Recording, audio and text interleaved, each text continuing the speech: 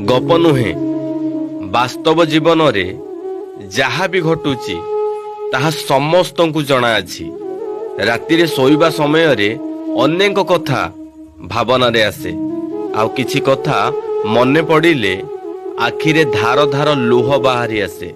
ए समय आउ परिस्थिति मनीष को विचलित कर दिए सत, किंतु केबे केबे अनेक राति पर्यंत आखि को निद जमा आसे नाही।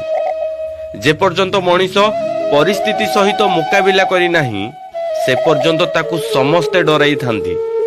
बापा जेते बेले परिवार बोझ मुंडेई थांती ना, संसार को एक नूतन वार्ता प्रदान करी थांती। से समय रे ईर्षा करुथिबा मनीष माने निजर राग को एवं निजर ईर्षा को अन्य द्वारा प्रयोग करी थांती।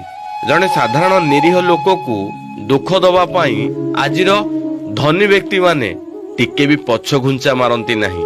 सेथिपाई तो पांच बाटी बिल थिबा मनीषटी हुड़ा उपरे बसी छत्ता फुटेई मूल्य मानू लगे थाए।